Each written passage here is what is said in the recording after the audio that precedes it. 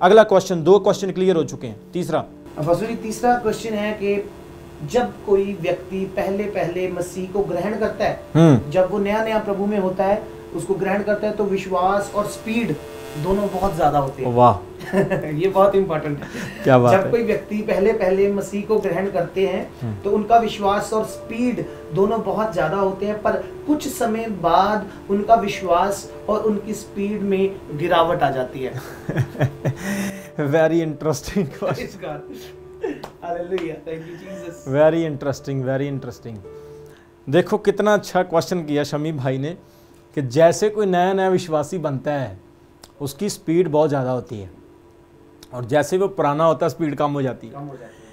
इसका रीज़न शमी जी ये है, उसका सबसे पहला रीज़न ये होता है कि उसकी स्पीड इसलिए कम होती है कि वो नेगेटिव लोगों में रहता है, उसकी काउंसलिंग नेगेटिव लोगों के साथ होती है।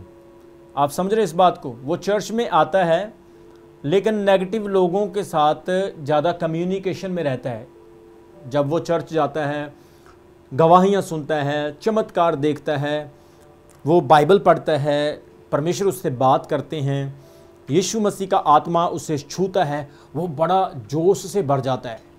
और वचन पता कैसे सुनता? वो ऐसे टकटकी लगा के वचन सुनता है बड़े ध्यान से। और फिर उसकी मुलाकात कुछ ऐसे लोगों से होती है जो लोग नेगेटिव होते हैं। और मेरी बात को ध्यान से सुनना, बैड कम्युनिकेशन आपके विश्वास को खत्म कर सकता है। देखिए मैंने क्वेश्चन किया था अभी, पहले जब लोग मसीह को ग्रहण करते हैं, पहले लोग जब यीशु मसीह में आते हैं, उनकी स्पीड बहुत ज्यादा होती है, लेकिन बाद में धीरे-धीरे कम हो जाती है। उसका कारण शमी जी यही है कि बुरे लोगों की संगति में वो पड़ जाते हैं। नंबर 1, वो बुरे लोगों की संगति में पड़ जाते हैं, नंबर 1।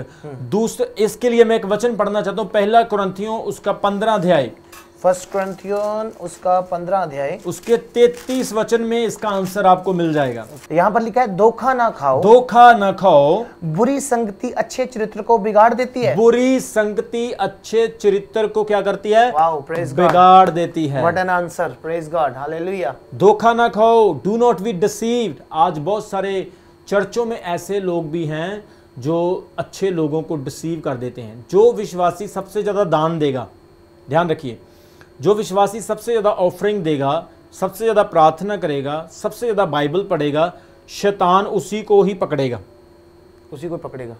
पकड़ेगा। वो उसे नहीं छेड़ेगा जो कमज़ोर है, जो स्ट्रॉन्ग है वो उसको मारेगा, क्योंकि उस शैतान को खतरा उसी से है कि ये राज्य को बढ़ा रहा है खुदा के। फिर देखो, फिर क्या होता है, जो विश्वासी बाइबल पढ़ने वाला ना, कुछ लोग उसके पास जाएंगे, भाई साहब आप कहाँ से आए हैं, आप कौन हैं, आप कैसे हैं, फिर उसका मोबाइल फ़ोन नंबर ले लेंगे, फिर उससे काउंसलिंग करेंगे, पास्टर की चुगली निंदा करनी शुरू कर देंगे।